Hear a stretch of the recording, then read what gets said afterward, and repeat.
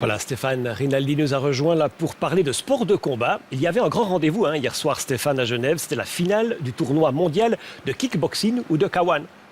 Exactement. Alors, qu'est-ce que le Fight Code, ce tournoi mondial de kickboxing dont Genève a obtenu effectivement les finales? Eh bien, il s'agit d'un circuit en 6 étapes qui regroupe, Jean-François, les 16 meilleurs combattants de 2 catégories.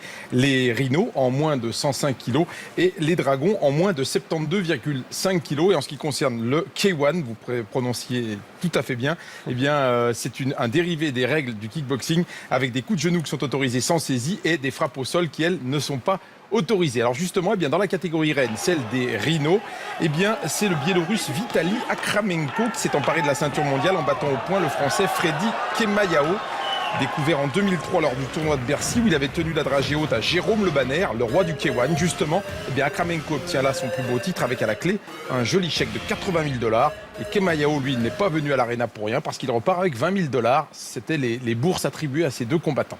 Alors, le public s'est déplacé en nombre pour assister à du spectacle et je crois qu'il a été gâté parce qu'il a eu quelques KO assez spectaculaires. Ouais, superbe soirée avec 3000 personnes hier à l'Arena et l'occasion de rendre hommage à un Suisse d'origine congolaise qui disputait un combat de prestige parce qu'il n'est pas dans la catégorie des poids cités précédemment. Il s'agit de Johan Kongolo, 23 ans, élève de Karl Emery et Philippe Brelaz au team Yamabushi de Genève, spécialiste du coup de genou au menton.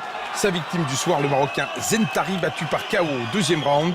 Retenez bien son nom, son visage, c'est un futur très grand. Et puis, le deuxième KO de la soirée, regardez, c'est spectaculaire, lors d'un combat chez les Dragons. Il est l'œuvre du Biélorusse Besmertny qui électrocute l'Arménien Petrosyan avec ce crochet à la face. Des combats spectaculaires, un show à l'américaine et donc des finales très très réussies. Le public de l'Arena qui s'est régalé hier soir.